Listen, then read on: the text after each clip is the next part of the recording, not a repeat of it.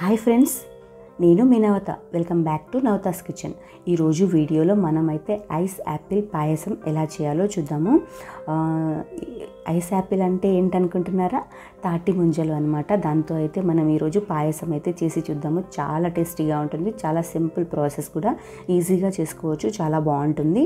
మీరు ట్రై చేయండి. నా వీడియో కనుక మీకు నచ్చింటే లైక్ చేసేసి, నా ఛానల్ని మీరు కొత్తగా చూస్తూ ఉంటే సబ్స్క్రైబ్ కూడా చేసేసుకోండి. ఓకేనా?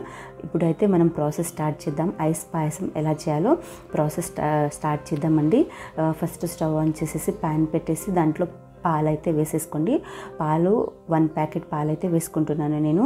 500 ml మిల్క్, ½ లీటర్ పాలని అయితే వేడి చేసుకోవాలి. ఫస్ట్ అది హీట్ అయిన తర్వాత, వేడైన తర్వాత, ఒక పొంగు వచ్చిన తర్వాత ఒక 5-6 నిమిషాల పాటు అయితే మనం కలుపుతూనే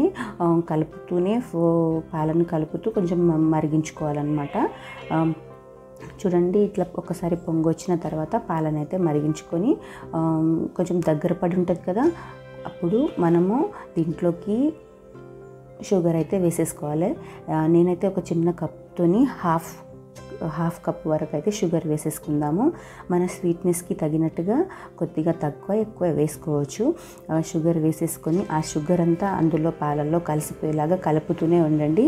ఇలా కలుపుతూనే ఉండాలన్నమాట.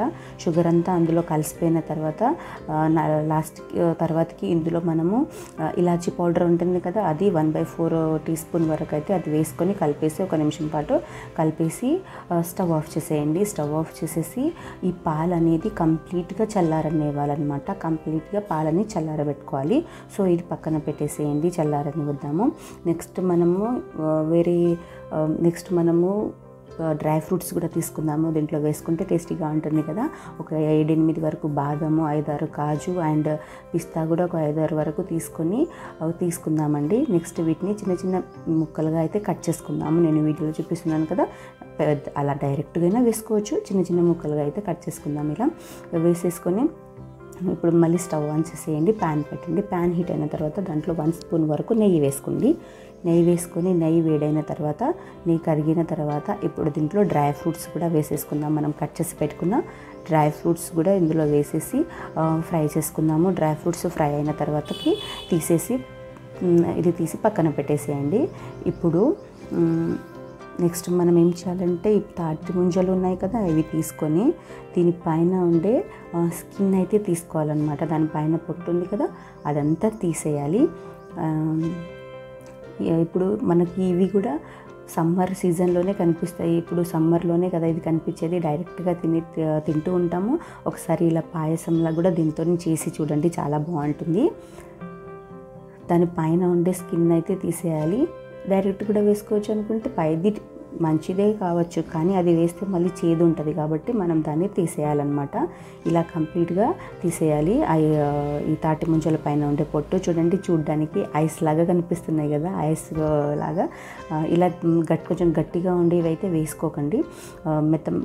లేతవి ఉన్నాయి కదా, లేతవి ఉండే వాటిని తీసుకొని ఇప్పుడు వాటిని కట్ చేసుకుందాము. చిన్న చిన్న ముక్కలుగా అయితే కట్ చేసుకుందాము. స్మూత్గా ఉంటుంది కాబట్టి జాగ్రత్తగా మనం అయితే వీటిని కట్ చేసుకోవాలి. చిన్న చిన్న పీసెస్గా అయితే కట్ చేసుకోవాలి. ఇలా కట్ చేసుకున్న తర్వాత చూడండి, ఇలా చిన్న చిన్న ముక్కలుగా అయితే కట్ చేసుకోవాలి. కట్ చేసుకున్న తర్వాత వేరే ప్లేట్లో అయితే వేసేసుకుందాం ఇవి. నెక్స్ట్ మన పాలు అయితే కంప్లీట్గా ఇలా చల్లారిపోయి ఉంటుంది. ఇలా చల్లారిన తర్వాతనే ఇవి యాడ్ చేయండి, లేకపోతే మన పాలు విరిగిపోతాయి. కాబట్టి పాలు అనేవి కంప్లీట్గా చల్లారిన తర్వాత ఇప్పుడు దీంట్లో మనం కట్ చేసి పెట్టుకున్న తాటి ముంజల ముక్కలు ఉన్నాయి కదా, అవి దీంట్లో వేసేసుకొని ఒకసారి కలిపేసేయండి.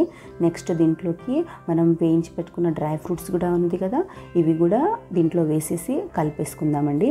ఇలా చక్కగా వేసి కలిపేసుకుందాము. ఇప్పుడు మనం కలిపేసుకుంటే మన ఐస్ యాపిల్ పాయసం అయితే రెడీ అయిపోయి ఉంటుంది. దీన్ని డైరెక్ట్గా తినేకంటే ఫ్రిడ్జ్లో పెట్టుకొని ఒక 1-2-3 అవర్స్ ఫ్రిడ్జ్లో పెట్టుకొని కూల్గా సర్వ్ చేసుకుని తినండి, చాలా బాగుంటుంది.